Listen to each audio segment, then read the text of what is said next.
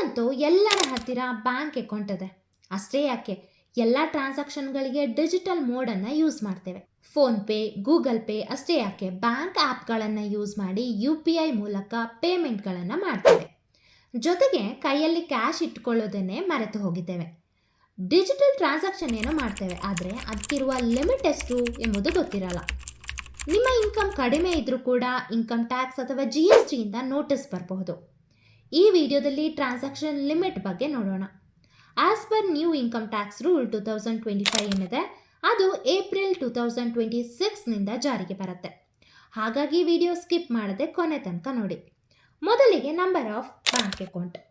ಒಬ್ಬ ವ್ಯಕ್ತಿ ಎಷ್ಟು ಬ್ಯಾಂಕ್ ಅಕೌಂಟ್ ಓಪನ್ ಮಾಡಬಹುದು? ಇನ್ಕಮ್ ಟ್ಯಾಕ್ಸ್ ಲಾನ ಪ್ರಕಾರ ಬ್ಯಾಂಕ್ ಅಕೌಂಟ್ನ ಸಂಖ್ಯೆಗೆ ಯಾವುದೇ ಲಿಮಿಟ್ ಅಲ್ಲ. ಒಬ್ಬ ವ್ಯಕ್ತಿ ಎಷ್ಟು ಬೇಕಾದರೂ ಅಕೌಂಟ್ ಓಪನ್ ಮಾಡಬಹುದು. Saving account, salary account, joint account, current account, ಹೀಗೆ ಎಷ್ಟು ಬೇಕಾದರೂ ಅಕೌಂಟ್ ಓಪನ್ ಮಾಡಬಹುದು.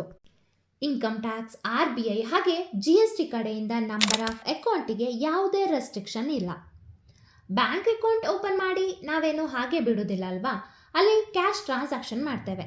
ಕ್ಯಾಶ್ ಡೆಪಾಸಿಟ್ ಆಗಿರ್ಬೋದು ಅಥವಾ ಕ್ಯಾಶ್ ವಿಡ್ರಾವಲ್ ಆಗಿರ್ಬೋದು.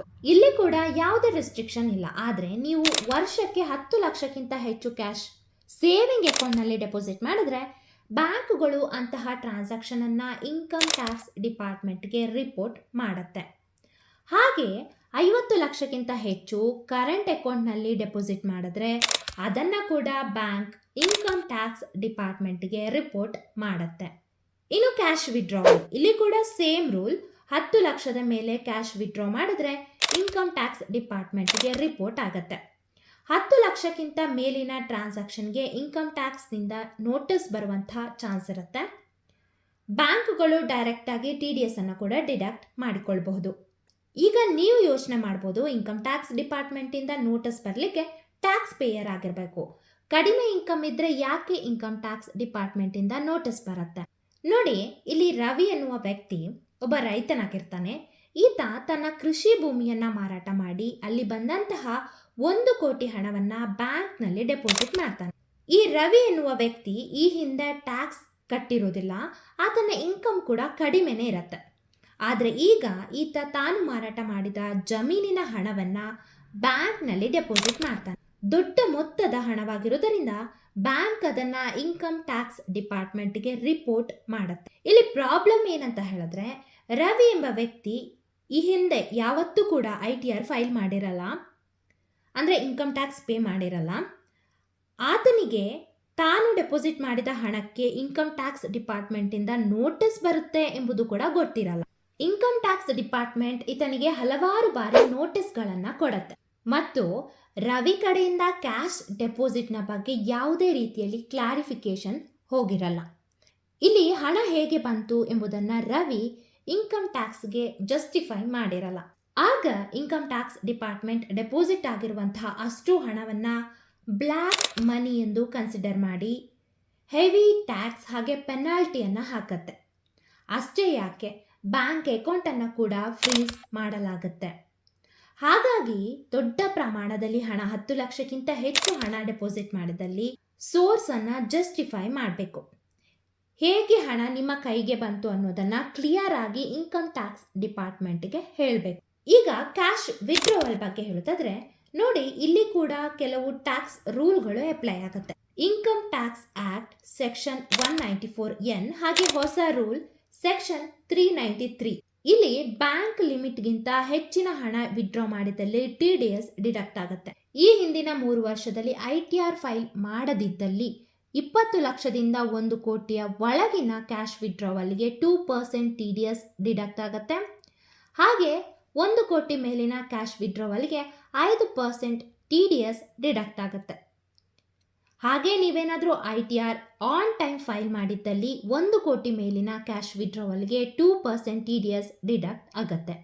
Next FD fixed deposit. ಇಲ್ಲಿ ಕೂಡ 10 ಲಕ್ಷದ ಮೇಲೆ FD ಮಾಡಿದ್ದಲ್ಲಿ ಅಂತಹ ಡೆಪಾಸಿಟ್ಗಳನ್ನು ಬ್ಯಾಂಕ್ ಇನ್ಕಮ್ ಟ್ಯಾಕ್ಸ್ ಡಿಪಾರ್ಟ್ಮೆಂಟ್ಗೆ ರಿಪೋರ್ಟ್ ಮಾಡುತ್ತೆ. ಈಗೆಲ್ಲ ಹೆಚ್ಚಾಗಿ UPI ಯೂಸ್ ಮಾಡ್ತೇವೆ ಅಲ್ವಾ? ಸಣ್ಣ ಪೇಮೆಂಟ್ ಆಗಿರಲಿ ಅಥವಾ ದೊಡ್ಡ ಪೇಮೆಂಟ್ ಆಗಿರಲಿ UPI ಯೂಸ್ ಮಾಡ್ತೇವೆ. ಕೆಲವೊಮ್ಮೆ ಕ್ಯಾಶ್ ಬ್ಯಾಕ್ ಬರುತ್ತೆ ಎಂಬ ಆಸೆಯಿಂದ UPI ಪೇಮೆಂಟ್ ಮಾಡೋದುಂಟು. UPI ಇಂದ ಪೇಮೆಂಟ್ ಮಾಡುವುದು ತುಂಬ ಸುಲಭ. ಆದರೆ 2026ರಿಂದ ಇಲ್ಲಿ ಕೂಡ ಕೆಲವು ರೂಲ್ಗಳು ಬರುತ್ತೆ. ಒಂದು ಸಣ್ಣ UPI ಟ್ರಾನ್ಸಾಕ್ಷನ್ನಿಂದ ನಿಮ್ಮ ಬ್ಯಾಂಕ್ ಅಕೌಂಟ್ ಫ್ರೀಸ್ ಆಗ್ಬೋದು, ಅಥವಾ ಲಿಮಿಟ್ಗಿಂತ ಜಾಸ್ತಿ UPI ಟ್ರಾನ್ಸಾಕ್ಷನ್ ಮಾಡಿದಲ್ಲಿ ಇನ್ಕಮ್ ಟ್ಯಾಕ್ಸ್ ಅಥವಾ GST ಕಡೆಯಿಂದ ನೋಟಿಸ್ ಬರಬಹುದು. ಇತ್ತೀಚೆಗೆ ನೀವು ನ್ಯೂಸ್ನಲ್ಲಿ ನೋಡಿರ್ತೀರಾ, UPI ಟ್ರಾನ್ಸಾಕ್ಷನ್ನಿಂದ ಅಂಗಡಿ ಹೋಟೆಲ್ಗಳಿಗೆ GST ನೋಟಿಸ್ ಹೋಗಿತ್ತು. ನಿಮ್ಮ ಟರ್ನ್ ಓವರ್ GST ಲಿಮಿಟ್ಗಿಂತ ಜಾಸ್ತಿ ಇದ್ದು ನೀವೇನಾದರೂ GST ನಂಬರ್ ಪಡೆಯದೆ ಹೋದರೆ GST ಕಡೆಯಿಂದ ನೋಟಿಸ್ ಬರುತ್ತೆ. GST ರೂಲ್ನ ಪ್ರಕಾರ ಬಿಸ್ನೆಸ್ ಅಕೌಂಟ್ ಅಥವಾ ಬ್ಯಾಂಕ್ ಅಕೌಂಟಿಗೆ ಬಂದ ಎಲ್ಲ UPI ಟ್ರಾನ್ಸಾಕ್ಷನ್ ಬಿಸ್ನೆಸ್ ಟರ್ನ್ ಓವರ್ಗೆ ಕೌಂಟ್ ಆಗುತ್ತೆ. Cash, UPI card, bank transfer ಎಲ್ಲ ಇನ್ಕಮ್ಗಳು ಸೇರಿ ಟರ್ನ್ ಓವರ್ ಕ್ಯಾಲ್ಕುಲೇಟ್ ಆಗುತ್ತೆ. ಟರ್ನ್ ಓವರ್ ಅಂದರೆ ನೀವು ಬಿಸ್ನೆಸ್ ಮೂಲಕ ಅರ್ನ್ ಮಾಡಿದ ಟೋಟಲ್ ಸೇಲ್ಸ್ ಅಥವಾ ಅಮೌಂಟ್. ಇದು ಟೋಟಲ್ ಪ್ರಾಫಿಟ್ ಅಲ್ಲ, ಟೋಟಲ್ ಕಲೆಕ್ಷನ್ ಆಗಿರುತ್ತೆ. ಗೂಡ್ಸ್ ಬಿಸ್ನೆಸ್ ನಿಮ್ಮದಾಗಿದ್ರೆ ಟರ್ನ್ ಓವರ್ 40 ಲಕ್ಷ. ಹಾಗೆ ಸರ್ವಿಸ್ ಬಿಸ್ನೆಸ್ ಆಗಿದ್ರೆ turnover limit 20 lakh. UPI payment, cash, card, bank transfer ಎಲ್ಲವೂ ಸೇರಿ ಟರ್ನ್ ಓವರ್ಗಿಂತ ಹೆಚ್ಚಿನ ಟ್ರಾನ್ಸಾಕ್ಷನ್ ಮಾಡಿದ್ರೆ GST ರಿಜಿಸ್ಟ್ರೇಷನ್ ಕಂಪಲ್ಸರಿ. ಉದಾಹರಣೆಗೆ ನೀವು ಸರ್ವಿಸ್ ಬಿಸ್ನೆಸ್ ರನ್ ಮಾಡ್ತಾ ಇದ್ರೆ, ಸಲೂನ್ ಬಿಸ್ನೆಸ್ ಏನಾದರೂ ರನ್ ಮಾಡ್ತಾ ಇದ್ರೆ 18 ಲಕ್ಷ UPI ಇಂದ ಬಂದಿರುತ್ತೆ.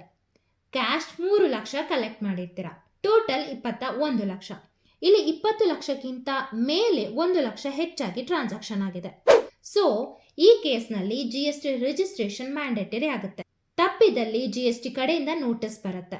UPI ಟ್ರಾನ್ಸಾಕ್ಷನ್ ಅನ್ನು ಕೂಡ ಇನ್ಕಮ್ ಟ್ಯಾಕ್ಸ್ ಡಿಪಾರ್ಟ್ಮೆಂಟ್ ಅಥವಾ GST ಡಿಪಾರ್ಟ್ಮೆಂಟ್ಗೆ ರಿಪೋರ್ಟ್ ಮಾಡಲಾಗುತ್ತೆ. ನಿಮಗೆ ಬರುವ ಪ್ರತಿಯೊಂದು ಹಣದ ಮೂಲವನ್ನು ಡಿಪಾರ್ಟ್ಮೆಂಟ್ಗೆ ಜಸ್ಟಿಫೈ ಮಾಡಬೇಕು. Next, credit card limit. Online ಶಾಪಿಂಗ್ಗಳಿಗೆ ಹೆಚ್ಚಾಗಿ ಕ್ರೆಡಿಟ್ ಕಾರ್ಡ್ ಯೂಸ್ ಮಾಡ್ತೇವೆ ಅಲ್ವಾ? ಬಿಕಾಸ್ ಆಫ್ ಅಲ್ಲಿ ಆಫರ್ಸ್ ಸಿಗುತ್ತೆ, ಡಿಸ್ಕೌಂಟ್ಗಳು ಇರುತ್ತೆ ಅಂತ ಹೇಳಿ ನಾವು ಹೆಚ್ಚಾಗಿ ಕ್ರೆಡಿಟ್ ಕಾರ್ಡನ್ನು ಯೂಸ್ ಮಾಡ್ತೇವೆ. ಆದರೆ ಇಲ್ಲಿ ಕೂಡ ಟ್ರಾನ್ಸಾಕ್ಷನ್ ಲಿಮಿಟ್ ಇದೆ. ಒಂದು ಫಿನಾನ್ಷಿಯಲ್ ಇಯರ್ ಅಥವಾ ಒಂದು ವರ್ಷದಲ್ಲಿ ನಿಮ್ಮ ಕ್ರೆಡಿಟ್ ಕಾರ್ಡ್ಗಳನ್ನು, ನಿಮ್ಮ ಎಲ್ಲ ಕ್ರೆಡಿಟ್ ಕಾರ್ಡ್ಗಳನ್ನು ಸೇರಿಸಿ 10 ಲಕ್ಷ ಮೀರಿದ ಬಿಲ್ ಪೇಮೆಂಟ್ ಆದರೆ ಇದನ್ನು ಕೂಡ ಬ್ಯಾಂಕ್ ಇನ್ಕಮ್ ಟ್ಯಾಕ್ಸ್ ಡಿಪಾರ್ಟ್ಮೆಂಟ್ಗೆ ರಿಪೋರ್ಟ್ ಮಾಡುತ್ತೆ. ಹಾಗೆ ಕ್ರೆಡಿಟ್ ಕಾರ್ಡ್ಗೆ ವರ್ಷದಲ್ಲಿ 1 ಲಕ್ಷಕ್ಕಿಂತ ಹೆಚ್ಚು ಕ್ಯಾಶ್ ಪೇಮೆಂಟ್ ಮಾಡಿದ್ರೆ ಕೂಡ ಇನ್ಕಮ್ ಟ್ಯಾಕ್ಸ್ಗೆ ರಿಪೋರ್ಟ್ ಆಗುತ್ತೆ. Next, cash payment limit.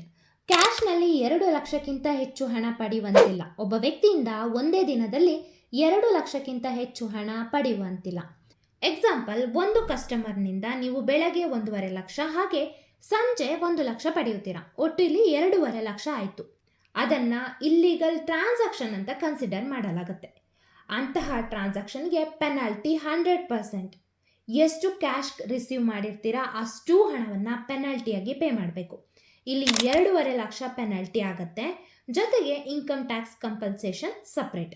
ಹಾಗೆ ಕ್ಯಾಶ್ನಲ್ಲಿ ಲೋನ್ ರೀಪೇಮೆಂಟ್ ಕೂಡ 20,000ಕ್ಕಿಂತ ಹೆಚ್ಚು ಮಾಡುವಂತಿಲ್ಲ. ಮಾಡಿದಲ್ಲಿ 100% ಪೆನಾಲ್ಟಿ ಬೀಳುತ್ತೆ. ಈ ಮಾಹಿತಿ ಇಷ್ಟವಾಗಿದ್ದಲ್ಲಿ ಲೈಕ್ ಮಾಡಿ, ಹಾಗೆ ಚಾನಲನ್ನು ಸಬ್ಸ್ಕ್ರೈಬ್ ಮಾಡಿ. ಮತ್ತೆ ಮತ್ತೊಂದು ಮಾಹಿತಿಯೊಂದಿಗೆ ಸಿಗೋಣ. ಧನ್ಯವಾದಗಳು.